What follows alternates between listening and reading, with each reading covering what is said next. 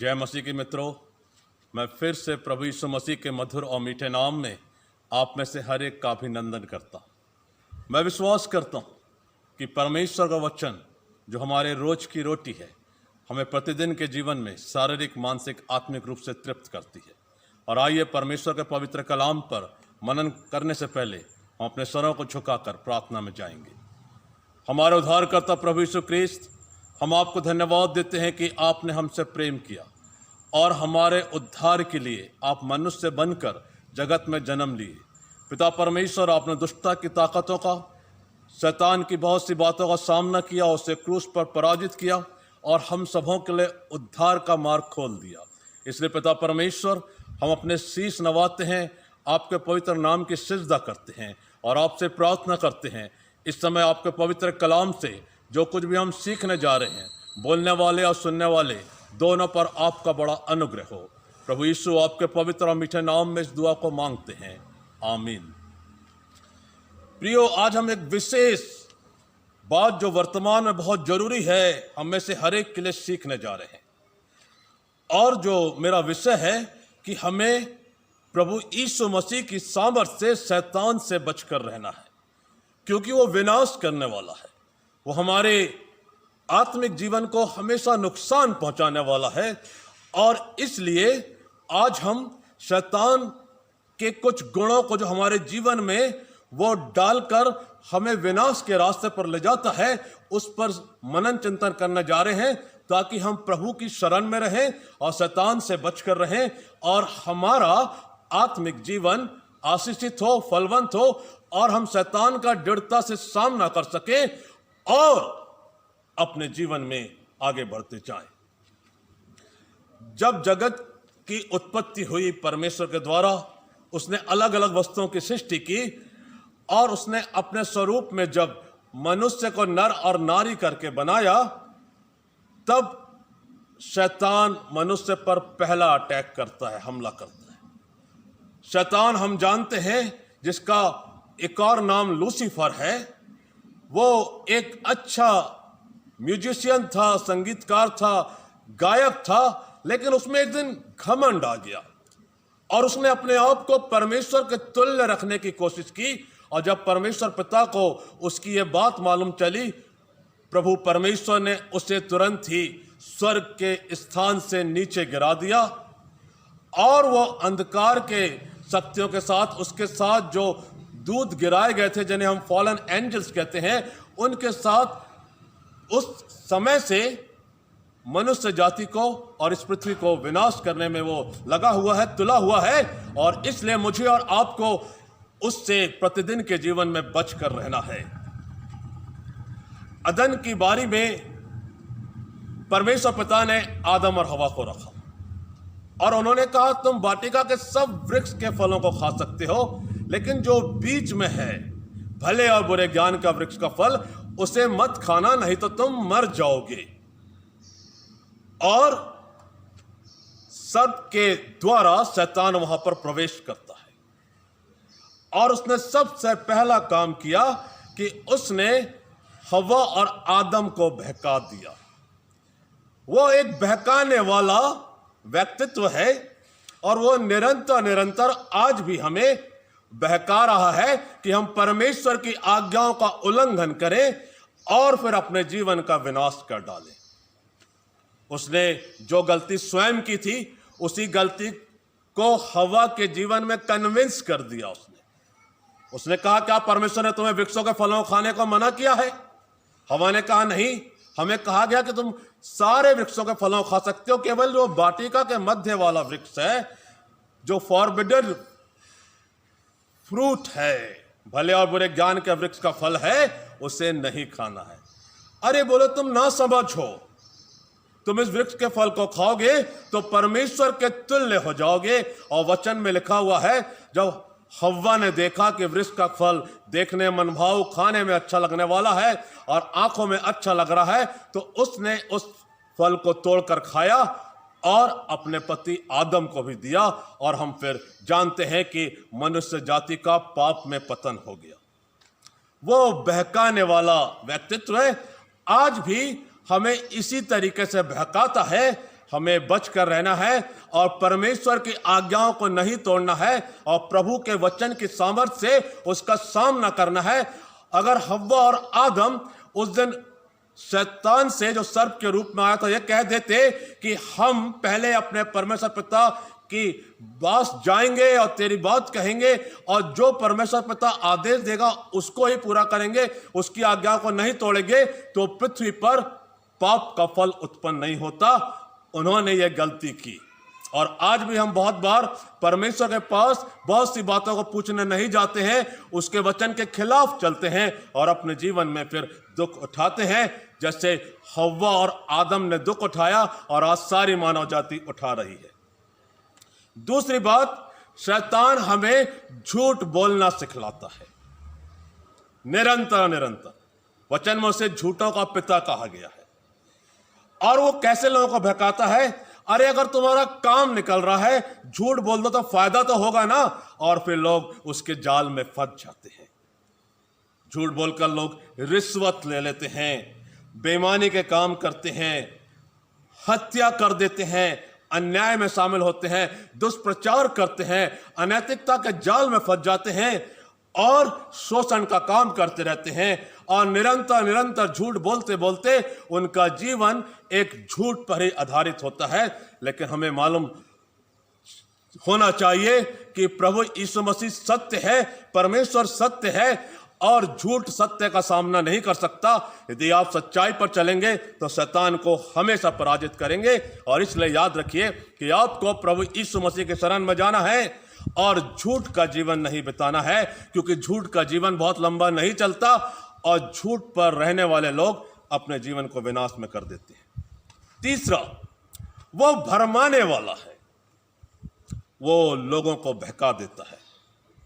पवित्र बाइबल से मैं प्रकाशित वाक्य उसका 12 अध्याय और 7 से लेकर 9 तक पढ़ने जा रहा हूं।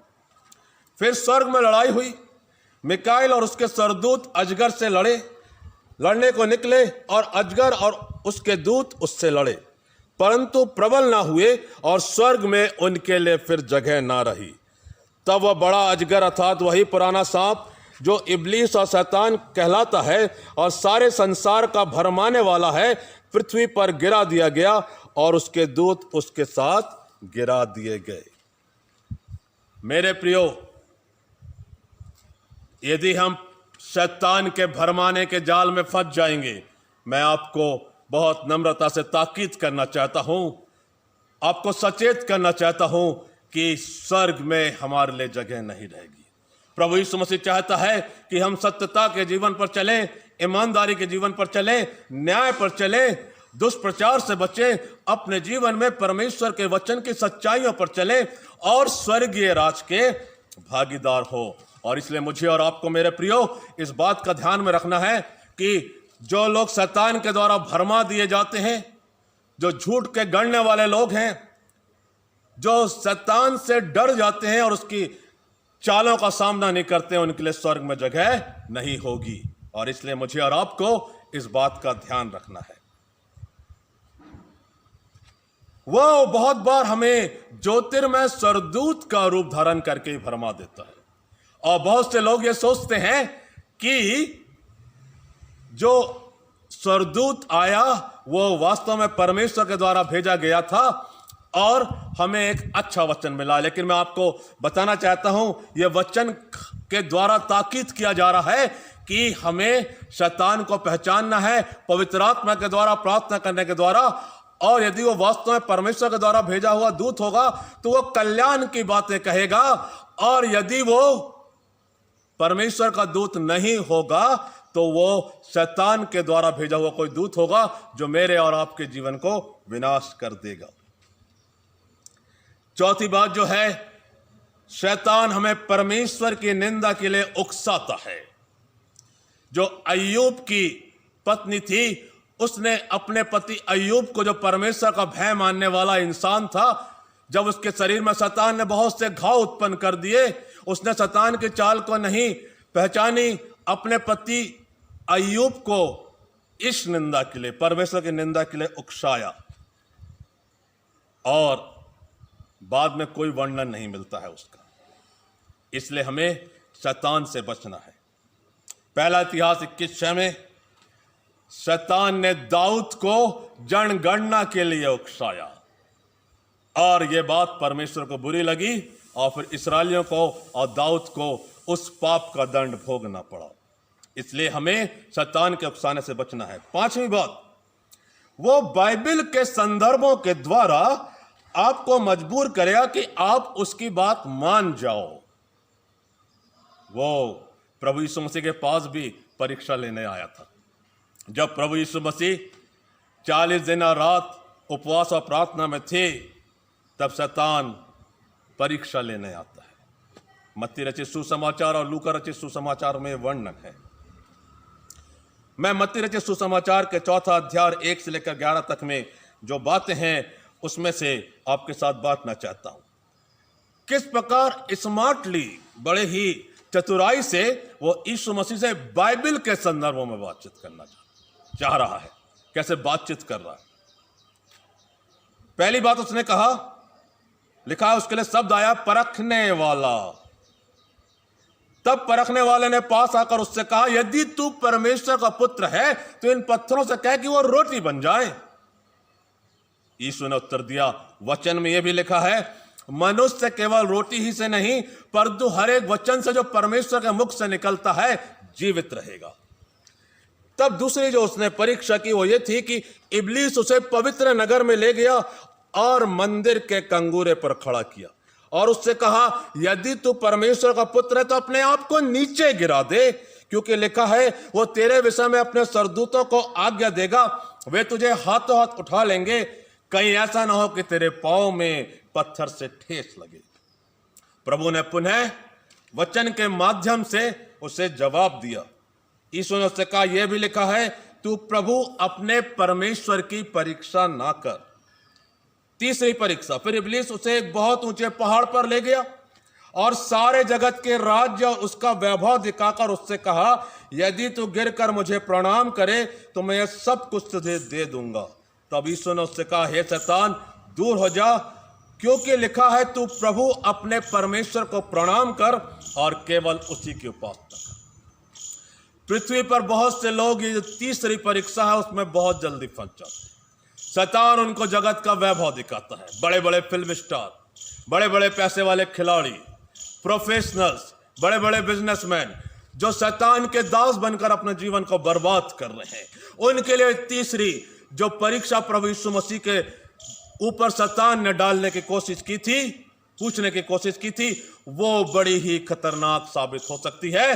क्योंकि यदि आप दुनिया के वैभव में फंस गए, दुनिया के ऐशो आराम के जीवन में फंस गए, यदि आपने अपने नाम और प्रसिद्धि को सब कुछ मान लिया और परम पिता परमेश्वर दुनिया को बनाने वाले और हमें अपने स्वरूप में सृजने वाले परमेश्वर को भूल गए, तो याद रखिए कि आप परमेश्वर को दंडवत नहीं कर रहे हैं, शैतान को दंडवत कर रहे हैं और उसी की उपासना कर रहे हैं। और पृथ्वी पर लाखों करोड़ों लोग शैतान की उपासना करके बर्बाद हो गए और आज भी हो रहे हैं। प्रभु यीशु मसीह हमें ताकीद कर रहे हैं, अपने आप को दुनिया के वैभव से बचाओ। स्वर्ग में एक बहुत शानदार वैभव का स्थान तुम्हें मिलने वाला है। आनंद जीवन की खोज करो। प्रभु यीशु मसीह के पास परमेश्वर का कलाम था, वचन था, और शैतान को हराने के लिए सबसे मजबूत जो हथियार है, शस्त्र है, वो है परमेश्वर का वचन। और परमेश्वर का वचन दोधारी तलवार के समान है और उस शैतान परमेश्वर के वचन के सामने टिक नहीं सकता। और मेरे प्रिय भाई और बहनों, यदि आपको शैतान को अपने जीवन में परेशान करना है, वचन के द्वारा उसे हराइए।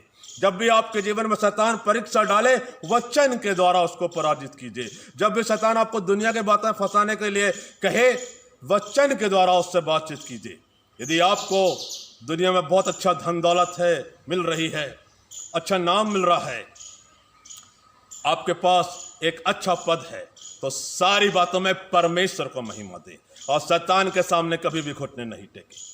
केवल परमेश्वर के सामने घुटने टेके दंडवत करें और जो कुछ भी हमारे पास है, जो कुछ भी आशीष हैं, प्रॉपर्टी के रूप में, बैंक बैलेंस के रूप में, और बड़ी बातों के रूप में। एक अच्छा नाम है, एक अच्छा पद है। उन सारी बातों के लिए परमेश्वर को धन्यवाद दें, नम्रता का जीवन जिए, फिर आप देखेंगे कि शैतान आप पर अटैक नहीं कर पाएगा। छठवीं बात, शैतान पूरा प्रयास करता है कि वो आपको परमेश्वर पर विश्वास करने से रोक दे। वो आपको परमेश्वर पर विश्वास करने से हमेशा रोकने का प्रयास करता है। वो कहेगा, इस सभा में क्यों जा रहे हो, क्यों प्रार्थना कर रहे हो, कोई आश्चर्य कम नहीं होने वाला। वो भरमाने वाला है, परीक्षाओं में डालने वाला है, बहकाने वाला है, और आपको वो प्रभु यीशु मसीह पर उसके आश्चर्य कम पर विश्वास करने से रोक देगा। जब लोगों के जीवन में आश्चर्य कम नहीं होता, तो बहुत जल्दी लोग निराश हो जाते हैं, और जब वो निराशा हमारे जीवन में आती है, तो मैं आपको ताकीद करना चाहता हूं, सावधान करना चाहता हूं, मेरे प्रिय अजीजों, मेरे प्रिय भाई और बहनों, कि शैतान आप पर हमला कर रहा है। अपने आप को बचाइए। जहां प्रार्थनाएं हो रही है अवश्य जाइए, जहां संगति हो रही है परमेश्वर के नाम से अवश्य जाइए, परमेश्वर के गीत गाइए, परमेश्वर से प्रार्थना में लगे रहिए, एक अच्छे विश्वासियों की मंडली में बैठिए, ताकि शैतान आपको विश्वास करने से नहीं रोके और आपके जीवन में आश्चर्य कम हो प्रभु यीशु मसीह के नाम से। बहुत बार वो आपको बोलेगा लौट जाओ, कुछ नहीं होने वाला, और वो आपको परमेश्वर विश्वास करने से रोक देगा। वो बोलेगा सांसारिक जीवन में बने रहो, सब कुछ है हमारे पास। फिर पहला पत्रस 5:8 में लिखा है, जब आप उसके अधीन हो जाएंगे तो वो सिंह के समान, गरजने वाले सिंह के समान आपको फाड़ खाएगा। This is the devil's character. वो आपको प्रभु यीशु मसीह से अलग कर देगा और बाद में गरजने वाले सिंह की तरह फाड़ खाएगा, अपने आप को बचा कर चले। जब आप परमेश्वर का वचन सुन रहे हैं, परमेश्वर का वचन का जो बीज बोया जा रहा है आपके जीवन में काम कर रहा है, वो बीज को चुरा के ले जाता है, ताकि वो बीज फलवंत ना हो। याद रखिए, जब जब आप परमेश्वर के वचन को सुनते हैं, अभी भी आप परमेश्वर वचन को सुनते हैं, तो केवल सुने नहीं, उस पर चलें। परमेश्वर के वचन को सुनना काफी नहीं है, उसके अनुसार अपने जीवन में चलना भी जरूरी है। और यदि आपके जीवन में बदलना नहीं हो रहा है, ट्रांसफॉर्मेशन नहीं हो रहा है, तो मेरे प्रिय भाई और बहनों, मैं आपको बड़े ही नम्रता के साथ आज ये अर्ज करता हूं कि आप अपने जीवन को परमेश्वर पर विश्वास करने से अवश्य बनाकर रखें। शैतान वचन के बीज को चुरा के ना ले। ध्यान रखिए। सातवीं बात, वो शैतान बहुत ही कूटनीति के द्वारा आपके मन में लालच को डालकर प्रॉपर्टी की लालच में फंसा देता है। और ये आज के वर्तमान संसार में होने वाला एक बहुत बड़ा महापाप है, अपराध है। प्रॉपर्टी की लालच में लोग अपने सगे संबंधियों की हत्या कर देते हैं, उनसे झगड़ा कर लेते हैं। याद रखिए, प्रॉपर्टी लेकर हम स्वर्ग नहीं जाने वाले। हमारा बोरिया बिस्तर हम बांधकर शैतान के साथ नरक में जाने वाले हैं। आज बड़े विश्वास के साथ अपनी अपनी प्रॉपर्टीज को प्रभु की महिमा के लिए अर्पण करें। भजन संहिता 127:1 में लिखा है, यदि घर को बनाने वाला यहोवा ना हो तो बनाने वाले का परिश्रम व्यर्थ होगा। इसलिए केवल ईंटों पत्थरों का, सीमेंट गारे का मकान बनाना काफी नहीं है, उसके भीतर रहने वाला जो घराना है उनको परमेश्वर की संगति में मजबूत बनना जरूरी है, नहीं तो घर और परिवार का बनाना भी सार्थक नहीं होगा, व्यर्थ हो जाएगा। फिर तो यह काम 5वें अध्याय में पति पत्नी है, हनन्याह और सफीरा। प्रारंभिक कलीसिया थी, प्रभु के चेले विशेष करके पतरस उनकी अगुवाई करते, कैसे हम प्रभु यीशु मसीह में आगे बढ़ सकते हैं, और कलीसिया निरंतर बढ़ती जा रही। प्रभावशाली वचन होते थे, पवित्र आत्मा का वहां पर आना होता था और लोगों के जीवन बदल रहे थे। फिर तो यह काम में बहुत अच्छे से बताया गया है, पतरस के पहले संदेश में 3000 लोग बचाए गए। हालेलुया। उन्होंने अपने पापों से तौबा की, पश्चाताप किया और कलीसिया बढ़ती जा रही थी। तो हनन्याह और सफीरा के जो समय था, लोग अपना कुछ नहीं कहते थे, सब कुछ साझे का था, मिलजुल कर था, मेल मिलाप था, प्यार था, और कलीसिया इसलिए बढ़ रही थी। रोटी की संगति, भोजन की संगति, वचन की संगति, प्रार्थना की संगति, सब बातों में लोग एक थे। वहां पर एकता थी, यूनिटी थी। तो हनन्याह और सफीरा ने भी अपनी भूमि को बेचा और उसका कुछ भाग अपने पास छुपा कर लालच से रख लिया।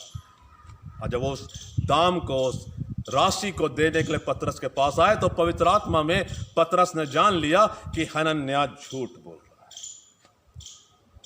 हनन्याह से पतरस ने कहा कि शैतान के वश में आकर तूने पवित्र आत्मा से झूठ बोला। शैतान के वश में होकर तूने कुछ रुपयों की लालच में पवित्र आत्मा से झूठ बोला। और उसके प्राण पखेरु उड़ गए और जवान जो बाहर खड़े थे उन्होंने उसको ले जाकर गाड़ दिया।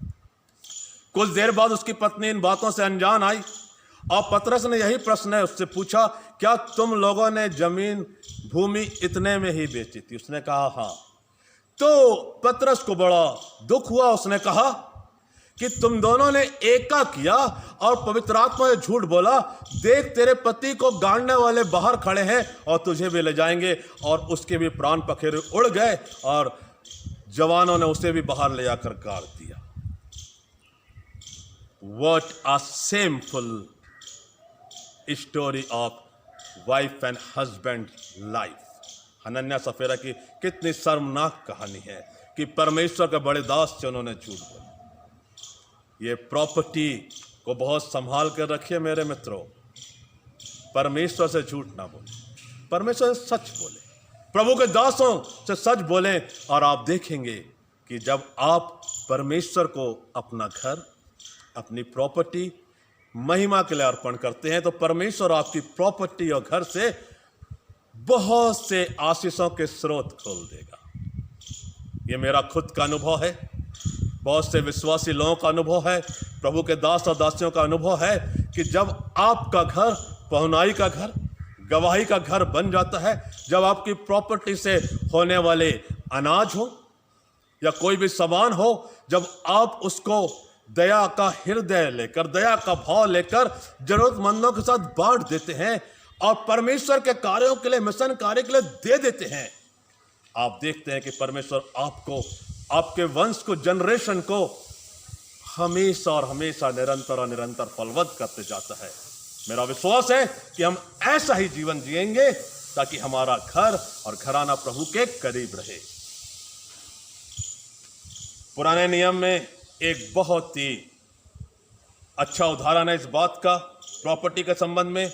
राजा अहाब था जिसकी पत्नी का नाम इजबेल था और उसके राज्य में नाबोत नाम का एक व्यक्ति था जिसकी बहुत अच्छी मनभाऊ दाख की बारी थी और राजा अहाब उससे लेना चाहता था, लेकिन नाबोत ने यह कहकर मना कर दिया, ये मेरे पूर्वजों की भूमि है इसलिए मैं आपको नहीं दे सकता। अहाब को बड़ा खराब लगा, वो घर में आया, महल में सो गया। उसकी पत्नी इजबेल आई कि तेरा इजबेल आई और उसने कहा कि तेरा मुंह क्यों उदास है, क्यों उतरा हुआ? उसने सारी बात बताई कि मैं नाबोत की भूमि को पैसे देकर भी खरीदना चाहता था, लेकिन उसने कह दिया कि मेरे पूर्वजों की भूमि है, मैं उसे नहीं बेच सकता। अहाब ये भूल गया कि वो प्रजा का पिता है, उसे जबरदस्ती किसी की प्रॉपर्टी को अपने अधिकार में नहीं लेना है। बहुत से लोग जब इस प्रकार का अपराध करते हैं, परमेश्वर उनका न्याय करता है और उनका विनाश हो जाता है। इजबेल ने कुछ लुच्चे लोगों को, खराब लोगों को इकट्ठा किया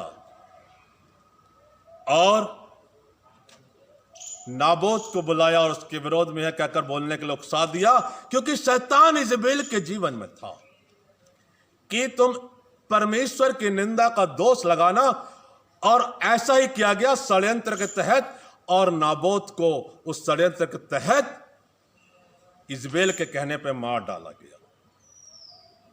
बहुत ही खराब।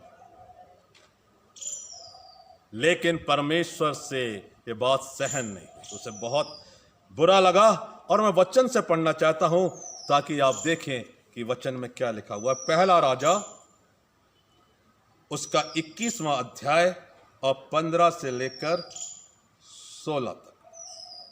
यह सुनते कि नाबोत पथरवा करके मार डाला गया है, इजबेल ने अहाब से कहा, उठकर यिज्रेली नाबोत की दाख की बारी को, जिसे उसने तुझे रुपया लेकर देने से भी इनकार किया था, अपने अधिकार में ले ले, क्योंकि नाबोत जीवित नहीं परंतु वह मर गया है। इजरायली नाबोत की मृत्यु का समाचार पाते आहाब उसकी दाख की बारी अपने अधिकार में लेने के लिए वहां जाने को उठ खड़ा हुआ। तब 17वें पद में से 19वें पद में लिखा है, जो परमेश्वर का दंड है। ध्यान से सुनिएगा। तब यहोवा का यह वचन तिशबी एलिया के पास पहुंचा, चल सोमरोन में रहने वाले इजराइल के राजा अहाब से मिलने को जा, वह तो नाबोत की दाख की बारी में है, उसे अपने अधिकार में लेने को वह वहां गया है, और उससे यह कहना कि यहोवा यूं करता है, क्या तूने घात किया और अधिकारी भी बन बैठा? फिर तू उससे यह भी कहना कि यहोवा यूं कहता, जिस स्थान पर कुत्तों ने नाबोत का लहू चाटा, उसी स्थान पर कुत्ते तेरा भी लहू चाटेंगे। सचमुच में प्रियो, बहुत ही खराब बात कि अपने विधर्मी परमेश्वर पिता को नहीं मानने वाली पत्नी इजबेल के कहने पर अहाब ने अपने आप को बेच डाला था। ये वचन में लिखा। संभल कर रहिए। अगर आप परमेश्वर के द्वारा जोड़े गए पति पत्नी हैं, दोनों परमेश्वर के भय में रहिए और शैतान के वश में होकर अपने और अपने परिवार का विनाश मत कीजिए। मेरे अजीजों, परमेश्वर हमें मौका देता है, वचन के द्वारा ताकीद करता है, सावधान करता है कि हमारा मसीह जीवन कैसा होना चाहिए। किसी निर्दोष व्यक्ति को ना परेशान करें, किसी निर्दोष की प्रॉपर्टी को हड़पने का हथकंडा ना अपनाएं, क्योंकि जब परमेश्वर खड़ा होगा तो उस समय कौन बचा पाएगा। 8वीं बात, शैतान आपको घमंड से भर देता है। बहुत से लोगों को घमंड आ जाता है कि हमारे पास बहुत से टैलेंट्स हैं, हम बहुत अच्छा गीत गाते हैं, बहुत अच्छा बजाते हैं, और लोग हमें सुनने आते हैं, हम बहुत अच्छा प्रचार कर लेते हैं, बहुत अच्छे स्पीकर हैं, ऑरेटर हैं, अपनी बात को कहना हम जानते हैं। और जब लोग उनकी प्रशंसा करते हैं, एक बड़ा समूह उनकी प्रशंसा करता है, तो वो घमंड से भर जाते हैं। और जिस दिन घमंड हमारे जीवन में आ जाता है, उस दिन से हमारा विनाश शुरू हो जाता है। दुनिया में बहुत से लोग ऐसे ही नाश हो गए। मैं आपको एक उदाहरण बताने जा रहा हूं। कई साल पहले हॉलीवुड की एक बड़ी ही प्रसिद्ध सिने तारिका मर्लिन मनरो, जिसका नाम बड़ा प्रसिद्ध है फिल्मों में, वो जीवन के अंतिम समय में बीमार थी और अकेले रह रही थी। बहुत से लोग सोच रहे थे कि अब इसके जीवन का क्या होगा। तो प्रभु के एक दास, एक पासवान, एक पास्टर उनसे मिलने गए और कहा, आप बहुत बीमार हैं, लेकिन मैं आपसे निवेदन करता हूं कि आप परमेश्वर के वचन को सुने और प्रभु यीशु मसीह पर विश्वास करें, संभवतः आप बच जाएं, अपने गुनाहों के लिए तौबा कीजिए। और उन्होंने उनको आमंत्रण दिया कि वो प्रभु यीशु मसीह पर विश्वास करें और उद्धार पाए। लेकिन जीवन के अंतिम समय में भी मर्लिन मनरो ने प्रभु यीशु मसीह पर विश्वास नहीं किया और यह कह दिया कि ये यीशु कौन है? Who is this Jesus? I do not know him. और एक हफ्ते के भीतर उनकी मृत्यु हो गई, बड़े ही दर्दनाक तरीके से, अकेले में, तन्हा में, और वो तन्हाई में खत्म हो गई। एक बहुत बड़ी सिने तारिका, लेकिन जीवन का अंत बड़ा खराब हुआ, क्योंकि उसको मौका मिला लेकिन उसने प्रभु यीशु मसीह पर विश्वास नहीं किया। यदि आपको आज परमेश्वर ने टैलेंट्स दिए हैं, योग्यताएं दी हैं, याद रखिए, घमंड से मत भर जाइए। देने वाला ले भी सकता है, और शैतान चाहता है कि आप अभिमानी बन जाएं और प्रभु के चरणों में कभी ना बैठें, उसकी शरण में ना जाएं। हेरोदेस को घमंड था कि बहुत महान राजा था, लेकिन उसने एक बहुत बड़ी गलती की। जब ज्योतिषी उसके पास आए, महान राजा प्रभु यीशु मसीह के बारे में पूछा, तो उसके मन में जलन हो गई। बोले, मुझसे बड़ा राजा कोई हो ही नहीं सकता, मैं हेरोदेस हूं, मैं ही महान हूं। और यही घमंड उसको ले डूबा। फिरौन ने कहा मूसा हारून से, who is this Jehovah, who is this God, I do not know. मूसा हारून फिरौन के सामने थे कि हमारे लोगों को जाने दे। परमेश्वर पिता ने जो इजरायलियों का यहोवा है हमें संदेश देने को भेजा है कि हमें 3 दिन के मार्ग पर जंगल में जाने दे कि वो यहोवा परमेश्वर की उपासना करे। फिरौन ने एक बहुत बड़ी गलती की। उसने कहा हु इज दिस गॉड, यह परमेश्वर कौन है। और उसके बाद उसके देश मिस्र में 10 विपत्तियां आई। परमेश्वर उसको सिखाना चाह रहा था कि तूने ये कहा कि मैं परमेश्वर को नहीं जानता, और फिर वो मिस्र देश बर्बाद हो गया। ये बर्बादी की कहानी, ये बर्बादी की इबारत हम अपने जीवन में ना लिखें मेरे प्रिय दोस्तों। परमेश्वर को जाने, अगर आज तक आपने नहीं जाना है तो आज मौका है, जान लें, क्योंकि वही बचाने वाला और वही छुड़ाने वाला है, और वो शैतान से बचाने वाला छुड़ाने वाला है। वो सच्चे ईश्वर की आराधना करें। वचन में लिखा है परमेश्वर अभिमानियों का सामना करता है। 2 बातें हम लोग और सीखने जा रहे हैं। 9वीं बात, वो शैतान आपके सबकॉन्शियस माइंड से प्ले करता है, बहुत ही स्मार्ट। मनुष्य के जीवन में विज्ञान के अनुसार, शरीर विज्ञान के अनुसार, फिलॉसफी के अनुसार 3 प्रकार के मस्तिष्क बताए गए हैं। पहला है कॉन्शियस माइंड, दूसरा है अनकॉन्शियस माइंड, और तीसरा है सबकॉन्शियस माइंड। मैं फिर से रिपीट करता हूं, conscious mind, unconscious mind and subconscious mind. Unconscious मतलब हम बेहोशी के हालात में हैं, हमें होश नहीं है कि हमारे आसपास क्या हो रहा है। कॉन्शियस माइंड हम जागरूक हैं, सचेत हैं और सब कुछ देख रहे हैं, जान रहे हैं, सुन रहे हैं कि क्या चल रहा है। और सबकॉन्शियस माइंड जो है बड़ा खतरनाक होता है। आप जागरूक अवस्था में, लेकिन आपका दिल और दिमाग कहीं और लगा हुआ है। बहुत बार लोग आराधना में ऐसे ही होकर बैठते हैं। वो आराधना में बैठे तो हैं, लेकिन उनका ध्यान आराधना में नहीं है, गीत गाने में नहीं है, प्रार्थना में नहीं है, वचन सुनने में नहीं है। वो संसार की किसी बात को सोच रहे हैं। बैठे आराधनालय में है, हाथों में बाइबल है, लेकिन शैतान ये उनके माइंड से प्ले कर रहा है। वो चर्च के भीतर बैठकर, प्रार्थना सभा में बैठकर संसार की, परिवार की किसी बातों में अपने दिमाग को उलझाए हुए हैं और उद्धार से वंचित रह जा रहे हैं। इस सब कॉन्शियस माइंड से शैतान प्ले करता है। हमें बचना है और प्रभु से प्रार्थना करना है, प्रभु जब आपकी आराधना करें, प्रार्थना करें, आप हमें शक्ति दीजिए कि शैतान हमारे दिमाग को, हमारे मस्तिष्क को भरमाने ना पाए, बहकाने ना पाए, और हम आपकी अच्छे से आराधना कर सकें, वचन सुन सके, प्रार्थना में लगे रहें। एक उदाहरण देना चाहता हूं। बहुत बार हम लोग मार्केट जाते हैं, बाजार जाते हैं सामान खरीदने के लिए। जो हमारी बहनें हैं, लेडीज हैं, वो घर से प्लान करके जाती हैं कि हम आज कोई बहुत सुंदर साड़ी लेंगे, और साड़ी लेने के लिए वो घर में एक चॉइस करते हैं, यार मेरे पास ये कलर की साड़ियां हैं, आज मैं ब्लू कलर की एक साड़ी लूंगी, उसके किनारे बॉर्डर होगा।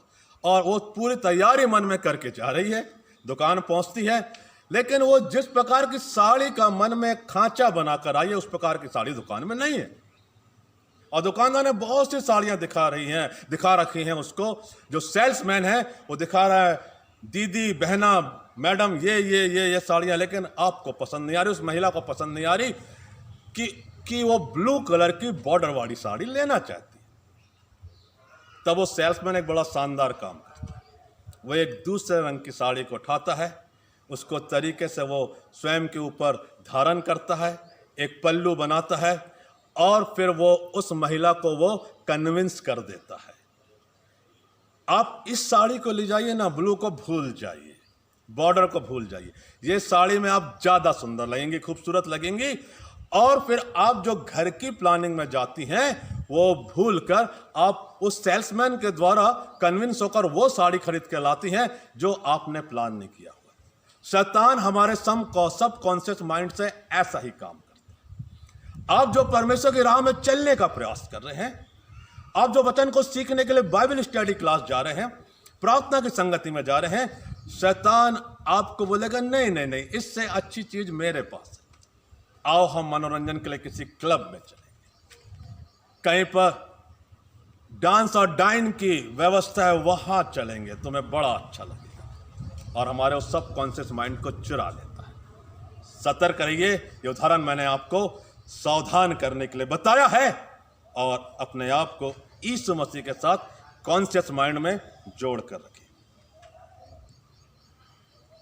अंतिम बात, शैतान का जो सबसे अंतिम हथियार है कि यदि प्रभु के दास और दासियां प्रभु में बने हुए हैं, वचन में मजबूत हैं, प्रार्थना की संगति में हैं, अपनी गवाही दे रहे हैं, शैतान उनको बहकाने की कोशिश किया, सफल नहीं हुआ, भरमाने की कोशिश किया, सफल नहीं हुआ, उसने दूसरे पापों में फंसाने की कोशिश की, उसमें भी सफल नहीं हुआ, तब वो अंतिम हथियार जो है, जो कि उसको बहुत दर्द होता है जब किसी व्यक्ति का उद्धार हो जाता है।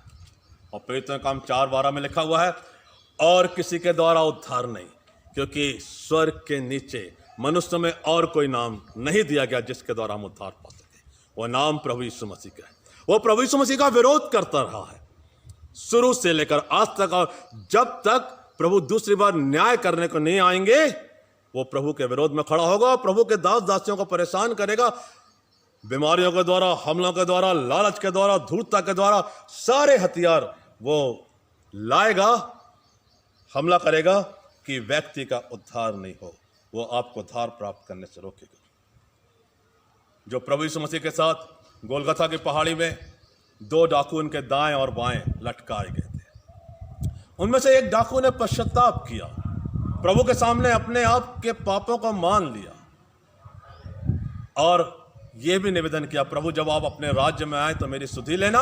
प्रभु यीशु मसीह ने कहा कि तू आज ही मेरे साथ सरलोक में होगा, और उसने उद्धार पा लिया, अनंत जीवन को पा लिया। लेकिन दूसरा जो डाकू था, वो उस समय भी प्रभु की निंदा कर रहा है, यदि तू परमेश्वर का पुत्र है तो खुद को ही बचा ले और हमको भी बचा ले, और उसका उद्धार नहीं हुआ। एक उद्धार प्राप्त कर लिया यीशु मसीह पर विश्वास के द्वारा, दूसरे के जीवन में जो शैतानियत है, दुष्टता की ताकत है, वो उस समय भी बलवती है जब वो मृत्यु के करीब है। रोज मौका मिलता है उद्धार का, रोज प्रभु यीशु मसीह अपने बाहें फैलाकर हमें आमंत्रण देते हैं, हे सब थके और बोझ से दबे लोगों मेरे पास आओ, मैं तुम्हें विश्राम दूंगा। प्रभु यीशु मसीह पर विश्वास करो कि वो उद्धार का देने वाला है। आज ही वो उद्धार का समय है, उद्धार का दिन है। वचन में बार बार हमें ताकीद किया जाए, और हो सकता है कि जो मौका उद्धार के मिला है दूसरी बार ना मिले, इसलिए हमें शैतान को परास्त करना है कि हम प्रभु यीशु मसीह के नाम से उद्धार प्राप्त करके एक जयवंत मसीह जीवन जिएंगे। वचन के अंत में मैं एक इलस्ट्रेशन देना चाहता हूं, बहुत ही डेंजरस है, ध्यान से सुनिए। मैं आपको वचन को समझाने का एक सरल प्रयास कर रहा हूं नम्रता के साथ। एक व्यक्ति था जिसने पृथ्वी में एक बहुत अच्छा जीवन जिया। वो प्रार्थना में रहता था, परमेश्वर की संगति में रहता था, लेकिन शैतान तो नहीं चाहता ना कि वो व्यक्ति परमेश्वर के राज्य में प्रवेश करे, क्योंकि उसी राज्य से तो शैतान को निकालकर फेंक दिया गया है। वो अंतिम समय तक कोशिश करता है, जैसे वो क्रूस पर जो दूसरा डाकू था उसके जीवन में बलवती हुआ और उसे उद्धार प्राप्त करने नहीं दिया, जबकि बाजू में प्रभु यीशु मसीह थे। तो यह व्यक्ति ने अच्छा जीवन जिया, एक दिन उसकी मृत्यु हुई, और जब वो स्वर्ग में पहुंचा तो इस इलस्ट्रेशन में बताया गया है कि प्रभु के दूत ने उससे कहा, तुमने पृथ्वी पर बहुत अच्छा जीवन बताया, तो तुम्हारे सामने एक चॉइस है, एक चुनाव है कि तुम स्वर्ग को भी देख लो और नरक को भी देख लो, और जो तुम्हें पसंद आएगा वहां तुम चले जाना। ये इलस्ट्रेशन जो है समझाने का एक प्रयास है। तो उस व्यक्ति को पहले स्वर्ग दिखाया गया, उसने देखा बहुत से लोग घुटनों में प्रार्थना कर रहे हैं, आराधना कर रहे हैं, स्तुति कर रहे हैं और प्रभु के लिए आनंद के गीत गा रहे हैं। उसने दूत से कहा, प्रभु मैं तो इन बातों को पृथ्वी पर निरंतर करते आया हूं, अब मुझे नरक भी दिखा दीजिए। तो जो स्वर्ग और नरक के बीच की दीवार है, वहां पर दूत ने उसको ले गया और बोला, ये देख लो नरक। तो उसने देखा, वाह वहां सुंदर सुंदर लोग हैं, अच्छा अच्छा खाना खा रहे हैं, बढ़िया डांस पार्टी चल रही है और सब कुछ अच्छा अच्छा अच्छा लग रहा। बोले, अरे मैं तो ऐसी जगह में पृथ्वी पर गया ही नहीं, मैं यहां जाना चाहता। और यही वो गलती कर गया। बहुत बार प्रभु के बहुत से विश्वासी सेवक, बहुत से अच्छे सेवक पाप में जीवन के अंतिम समय में गिर जाते हैं। सुलेमान कितना बुद्धिमान राजा था, परमेश्वर से उसने बुद्धि मांगी, परमेश्वर ने दिया, बुद्धि के साथ विवेक दिया, अच्छे निर्णय लेने की क्षमता दी, न्याय करने की आत्मा दी। लेकिन जो उसके जीवन के अंत में उसने बहुत सी विजातीय स्त्रियों से शादी कर लिया, विवाह कर लिया, जिन्होंने उसको मूर्ति पूजा में लगा दिया, और उसका जीवन अब बुद्धिमान नहीं था, अब वो परमेश्वर के करीब नहीं था। कई बार ऐसा होता है। सुलेमान के उदाहरण से भी सतर्क हो जाए। तो दूत ने उस व्यक्ति को अपने दोनों हाथों पकड़कर नीचे नरक की भूमि पर छोड़ दिया। He was there in the hell. लेकिन जैसे ही उसके पांव नरक की जगह पे स्पर्श किए जमीन पर, वो सब कुछ दृश्य बदल गया। एक सेकंड में अकस्मात उसने देखा, वो सब गायब हो गए जो पहले दिख रहा था दीवार के ऊपर देखने पे। अब वहां लोग जलती कढ़ाइयों में, खौलते तेल में उबल रहे थे, लोग आग में थे, चिल्ला रहे थे, हेल्प हेल्प हेल्प।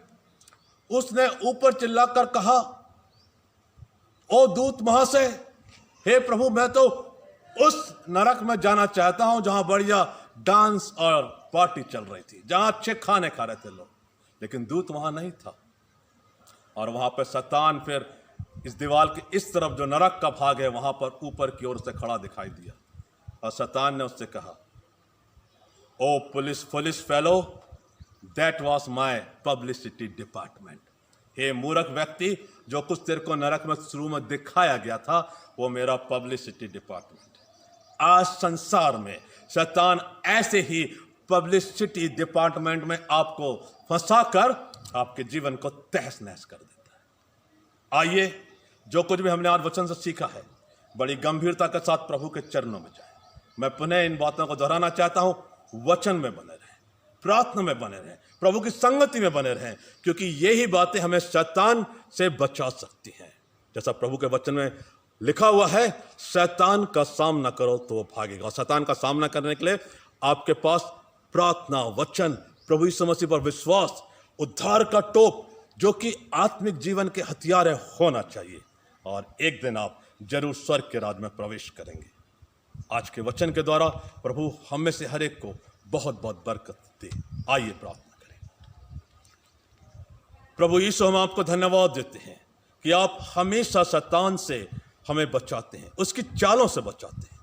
और आज जो कुछ भी हमने उदाहरणों के साथ वचन से सीखा है प्रभु, वो होने दीजिए कि बोलने वाले के लिए, सुनने वालों के लिए एक आशीष का कारण, हमें जागरूक करे, हमें आपके प्रति आज्ञाकारी बनाए, वचन में मजबूत बनाए। और पिताजी, होने दीजिए, प्रभु जी, होने दीजिए कि हम रोज के जीवन में शैतान से नहीं हारे, परंतु उसे प्रभु यीशु मसीह के लहू की शक्ति से पराजित करें और एक जयवंत मसीह जीवन जिए। हर एक को बहुत बहुत बरकत दीजिए, प्रभु यीशु मसीह के नाम से, आमीन। मित्रों, यदि आज के वचन के द्वारा आप आशीषित हुए हैं, मैं आपसे पुनः विनम्र अनुरोध करता हूँ, हमारे लिए, हमारे मिनिस्ट्री के लिए प्रार्थना कि हम परमेश्वर का वचन जब भी प्रचार करें, लोगों के जीवन कायल हों, वो आशीषित हो। हमारा जो ये चैनल है उसे भी सब्सक्राइब करें, अपने वैल्यूबल कमेंट्स अवश्य दें, ताकि हम प्रभु के राज्य की बढ़ोतरी के लिए और भी उत्साहित हो सकें। प्रभु आप सबको बहुत बहुत आशीष दें। आमीन।